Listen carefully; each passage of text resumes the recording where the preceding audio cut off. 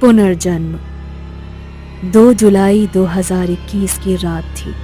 चित्तौड़गढ़ में अचानक से सहमी हुई हवा एक भयानक तूफान में बदल गई थी और आकाश में बिजली ऐसे चमक रही थी जैसे फिल्म में किसी हीरो की एंट्री हो रही। तूफान और बिजली की आवाज का तालमेल ऐसा लग रहा था मानो जैसे किसी के स्वागत में गीत चल रहे हों। तभी इसी आंधी तूफान के बीच में एक गाड़ी चित्तौड़गढ़ लिखे बोर्ड को पार कर चित्तौड़गढ़ की सीमा में प्रवेश करती है। उस गाड़ी में विदेशी महिलाएं थीं जो लंदन से भारत घूमने आई थी। उनकी गाड़ी चित्तौड़गढ़ के एक शाही होटल के बाहर रुकी थी। जैसे ही वो अपनी गाड़ी से उतरती हैं, उनके स्वागत के लिए होटल का मैनेजर आता है। Welcome to India, Heena, Meena, Tina. Thank you. Oh sorry, शुक्रिया। मुझे भी हिंदी आती है। हमें हिंदी भाषा बहुत वो क्या कहते हैं प्रीति को? प्यारी। ओह यस, हमें हिंदी भाषा बहुत प्यारी लगती है, इसीलिए हमारे नाम भी इंडियन है। Heena, Meena, Tina. Hello, I think you forget me. I can not understand Hindi. Please speak in English. Oh sorry darling, I forget about you. Tina को चित्तौड़गढ़ में कुछ अच्छा महसूस नहीं हो रहा था। उसे वहाँ बेचैनी हो रही थी। उसे ऐसा लग रहा था जैसे उसका चित्तौड़गढ़ से कोई पुराना नाता है। Now please move to the room. I am not feeling good here. Okay, let's go. तीनों होटल के अंदर अपने अपने कमरों में चली जाती हैं। हीना और मीना का कमरा तो नॉर्मल होता है, लेकिन टीना का कमरा शाही तरीके से सजा होता है, जैसे किसी महारानी के लिए सजाया गया हो। आखिर टीना के लिए इतना शाही कमरा क्यों था? टीना वो कमरा देखकर बहुत ज्यादा खुश हो जाती है। उसे लगता है कि होटल के सारे कमरे ही इतनी खूबसूरती से सजाए गए होंगे। अचानक से एक आंधी का झोंका आता है और एक दीवार पर लगा पर्दा, जिसके पीछे टीना की तस्वीरें होती हैं, जिसमें टीना ने राजस्थानी लहंगा पहना हुआ होता है, लेकिन टीना ने वो तस्वीरें कभी बनवाई नहीं थी। टीना हैरान होकर उन तस्वीरों को जैसे ही हाथ लगाती है, वो बेहोश हो जाती है। कुछ देर बाद मीना अपने कमरे से बाहर निकलकर टीना के कमरे में अपना बैग लेने जाती है, जो गलती से टीना के पास चला गया था। लेकिन जैसे ही मीना टीना के कमरे में जाती है, वहाँ कोई नहीं होता और वो कमरा भी कोई शाही नहीं, बल्कि उनके कमरों की तरह ही होता है। मीना को लगा शायद वो गलती से किसी और के कमरे में आ गई है, तो मीना टीना का कमरा पूछने के लिए रिसेप्शन पर जाती है और पूछती है, एक्सक्यूज मी, वो जो मेरे साथ मेरी फ्रेंड टीना थी, उसका रूम कौन सा है? Wait ma'am, let me check. Ma'am, उनका रूम नंबर 102 है, लेकिन उस कमरे में तो कोई नहीं है। मैं अभी वहीं से आ रही हूँ। शायद आपको कोई मिसअंडरस्टैंडिंग हुई होगी। प्लीज एक बार दोबारा चेक करें। मैम, हम खुद उन्हें उसी रूम में छोड़कर आए हैं, but she is not there. Ma'am, हो सकता है वो आपके दूसरे फ्रेंड के रूम में हो। ओह राइट, वो वहाँ हो सकती है। मीना रिसेप्शन से सीधा हीना के रूम में जाती है, लेकिन टीना वहाँ भी नहीं होती। तो मीना हीना से पूछती है, टीना तुम्हारे कमरे में आई थी? नो, वो यहाँ क्यों आएगी? वो तो थक गई थी तो अपने रूम में सोने चली गई थी। No babe, she is not in her room. तो हो सकता है वॉक पर गई हो होटल में। इस टाइम कौन वॉक करता है? टीना, यू नो दैट ना, जब वो वॉक करती है तो टाइम नहीं देखती, और जब टाइम देखती है तो वॉक नहीं देखती। देखती है तो सिर्फ अपना फिगर देखती है। ओह शट अप, एकता कपूर के सीरियल्स कम देखा करो। आई बड़ी तेजस्वी प्रकाश बनने। तो चलो एक बार फिर चलकर उसके रूम में देख लेते हैं। हीना और मीना टीना के कमरे में जाती है और देखती है कि टीना वही कमरे में पूरे गहनों के साथ राजस्थानी लहंगा पहना हुआ था। टीना उस लहंगे में एकदम महारानी लग रही थी। टीना को राजस्थानी अंदाज में देखकर हीना बोलती है, wow Tina, you are looking gorgeous, but it's not your clothes. Heena की बात सुनकर टीना एक अलग ही अंदाज में महारानी की तरह शुद्ध हिंदी में जवाब देती है, ये वस्त्र, ये राज्य हमारा ही है। बहुत लंबे समय से हम इन सब चीजों से अनजान थे, पर अब सारा सत्य हमारे समक्ष आ गया है। टीना, ये तुम ही हो ना? तुम तो हमसे भी ज्यादा अच्छी हिंदी बोल रही हो।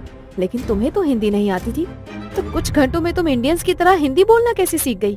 अपनी मातृभाषा सीखी नहीं जाती, वो तो हम भारतीयों के रग रग में होती है। मीना और हीना बस टीना को हैरान होकर देख रही थी। उन्हें कुछ समझ नहीं आ रहा था कि टीना ऐसा व्यवहार क्यों कर रही है और उसके पास ये कपड़े और गहने कहाँ से आए। और सबसे ताज्जुब की बात तो ये थी कि एक विदेशी लड़की जिसे हिंदी समझ तक नहीं आती थी, वो इतनी जल्दी शुद्ध हिंदी कैसे सीख गई? Are you kidding me? What are you saying? Are you टीना? हम टीना इस जन्म में बने हैं, लेकिन हमारा अस्तित्व टीना का नहीं बल्कि रानी पद्मावती का है।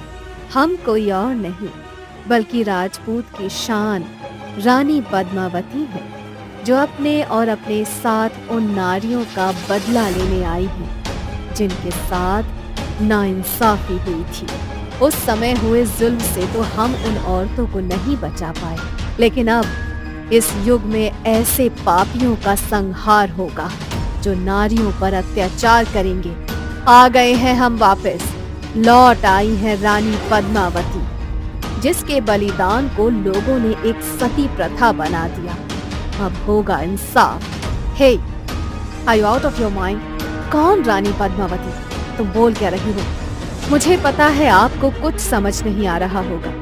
मैं तुम्हें बताती हूँ, मेरा पुनर्जन्म हुआ है। मैं अपने पिछले जन्म में इस चित्तौड़ की महारानी पद्मावती थी, जिसने दुष्ट अलाउद्दीन खिलजी से अपने आप को बचाने के लिए जौहर कर लिया और कई सालों तक उस किले में भटकती रही। लेकिन अब टीना के रूप में मेरा जन्म हुआ है, पुनर्जन्म, और ईश्वर ने मुझे इस संसार में नारी की रक्षा के लिए भेजा है।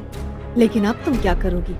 जो होना था वो तो हो गया, अभी भी बहुत कुछ करना बाकी है। उस समय मैंने उन नीच राक्षसी दानवों से औरतों को बचाने के लिए अग्निकुंड में वीर गति प्राप्त की थी, लेकिन अब नारी मरेगी नहीं बल्कि उन राक्षसों का संहार करेगी। मत भूल, ये अबला नहीं, आज की नारी है। अब झुकना नहीं, टक्कर से टक्कर लेने की बारी है। हीना और मीना बाकी सब तो समझ गई थी, लेकिन उन्हें ये बात परेशान कर रही थी कि इतने समय बीत जाने के बाद अब टीना के पुनर्जन्म का क्या मतलब हुआ।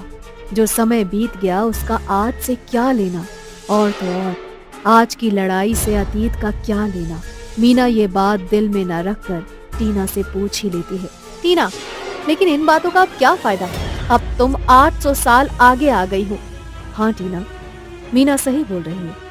और मुझे एक और बात परेशान कर रही है कि जब मीना तुमसे अपना बैग लेने इसी कमरे में आई थी, तब तुम कहाँ थी? तुम्हारी तरह मुझे भी पहले कुछ समझ नहीं आ रहा था। मैंने प्रवेश इसी कमरे में किया था, लेकिन यहाँ आते ही मैं अपने आप अपने शाही कक्ष में पहुँच गई और वहीं जाकर मुझे अपने अतीत का सब याद आ गया। लेकिन अब वो कक्ष कहाँ है और तुम वापस कैसे आई? मेरी सिर्फ याददाश्त नहीं बल्कि पिछले जन्म की तपस्या से मिली शक्तियाँ भी वापस आ गई हैं, जिसमें मैं अब पूरी तरह अपने पुराने जीवन में जा चुकी हूँ। लेकिन अभी भी मेरा वही सवाल है, अब बीती बातों से हमें क्या मिलेगा? मिलेगा उन्हीं बातों से वर्तमान काल की नारियों को स्वतंत्रता से जीने का अधिकार मिलेगा। टीना की बात हीना और मीना को समझ ही नहीं आ रही थी। जैसे कई बार अगर जमीन की खुदाई करते वक्त इतिहास की कोई निशानी मिल जाती है लेकिन समझ नहीं आती, वैसे ही हाल कुछ हीना और मीना का था।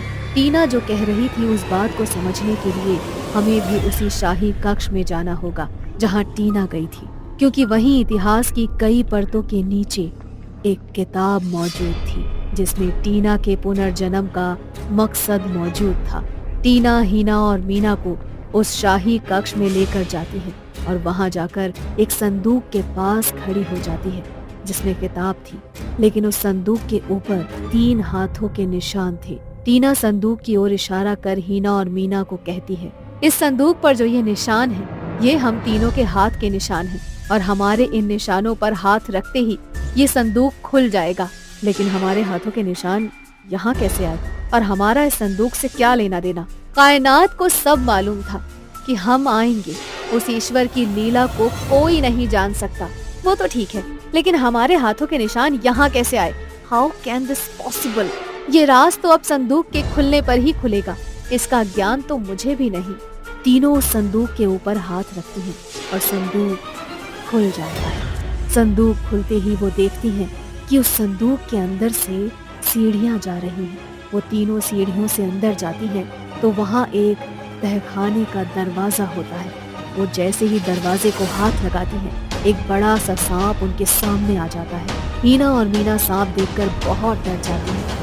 तभी टीना सांप के पास जाकर बोलती है, हे नाग देवता, मैं चित्तौड़गढ़ की रानी पद्मावती हूँ और एक नेक काम को अंजाम देने के लिए आपकी पवित्र नागपाश की किताब लेने आई हूँ। आप कृपया ये दरवाजा खोल हमें आगे जाने दें। टीना फिर एक मंत्र का उच्चारण करती है, जिसे सुन वो सांप दरवाजा खोल वहाँ से चला जाता है। वह तीनों तहखाने में प्रवेश करती है, जो पूरा सोने चांदी से भरा होता है और सामने ही नागपाश की किताब होती है। टीना नागपाश की किताब के आगे हाथ जोड़कर कहती है, हे नागपाश, आप तो सर्वज्ञानी हैं। आपको तो स्वयं महादेव ने लिखा है। आपकी पवित्रता, मान्यता असाध्य है। कृपया हमें हमारे इस जन्म का लक्ष्य बताइए। तभी नागपाश की किताब एक चमक के साथ खुलती है और बोलती है, तुम्हारे इस जीवन के शरीर का लक्ष्य है मौत और आत्मा का लक्ष्य है देवी रूप में नारी की रक्षा करना। हे ज्ञानियों के ज्ञानी, इस लक्ष्य में हीना और मीना का क्या वजूद है? इनका लक्ष्य है तुम्हें रोकना। तभी अचानक टीना के सिर पर हीना और मीना डंडा मारती हैं और टीना बेहोश हो जाती है। हीना, हमारा वजूद ये टीना बताएगी। अरे इसको तो खुद नहीं मालूम था कि ये कौन है। इसे तो हम यहाँ लेकर आए थे ताकि हम यहाँ का सारा खजाना लेकर जा सकें। और इस मूर्ख टीना को लगा हमें तो कुछ नहीं पता, बल्कि सच तो ये है कि हमें हमारे पिछले जन्म का सब याद था। बहनें थी हम पद्मावती की, इसीलिए हमारे हाथों के निशान यहाँ थे। लेकिन इस सच की देवी ने हमें खजाने में से कुछ नहीं लेने दिया और अब भुगते अपनी मौत का तमाशा। ऐसे तो मत बोल, आखिर है तो हमारी बहनी, फिर चाहे हम इसे इंडिया मूर्ख बनाकर लेकर आए हों। अब ये सारा खजाना हमारा है, सिर्फ और सिर्फ हमारा। तभी अचानक टीना उठती है और बोलती है, मुझे पता था कि तुम्हें सब याद है और तुम मुझे नहीं बल्कि मैं तुम्हें यहाँ लेकर आई हूँ। अगर तुम्हें कुछ याद ना होता तो तुम इतनी आसानी से मेरे साथ यहाँ नहीं आती। लेकिन तुम हमारा कुछ नहीं बिगाड़ सकती, क्योंकि जो शक्तियाँ तुम्हें मिली थी वो हमें भी मिली थी। तुम्हारी जरूरत तो हमें सिर्फ संदूक खोलने तक थी। मैं तुम्हें कुछ नहीं करूँगी, बल्कि तुम्हारी मौत को तो खुद तुमने बुलाया है। शायद तुम भूल गई हो कि अगर नागपाश की पवित्र पुस्तक के आगे कोई भी अपने गुनाह कबूल करता है तो वो पत्थर का बन जाता है। तो तुमने जानबूझकर हमसे ये सब करवाया। हाँ, मुझे पता था कि मैं तुम्हें नहीं मार सकती, लेकिन तुम खुद अपने आप अपनी मौत को बुला सकते हो। ये बोलते ही हीना टीना को वहाँ पड़ी तलवार से मार देती है। हम तो मरेंगी, लेकिन तुम्हें भी हम जिंदा नहीं रहने देंगे। मेरी मौत तो तुम्हारे हाथों ही लिखी थी, जो हो गई, लेकिन मेरा मकसद तो अब शुरू होगा। इतना बोलते ही टीना के प्राण निकल जाते हैं और हीना और मीना पत्थर में बदल जाती हैं। कुछ देर बाद ही टीना का शरीर हवा में एक सिंहासन में बदल जाता है और उसकी आत्मा उस सिंहासन पर विराजमान हो जाती है। और फिर एक आवाज आती है, अब संहार होगा उन पापियों का। जो नारी को सताएगा वो मौत के घाट उतारा जाएगा। उस दिन के बाद जब भी कोई औरत के साथ अन्याय करता है वो उसी पल मारा जाता है।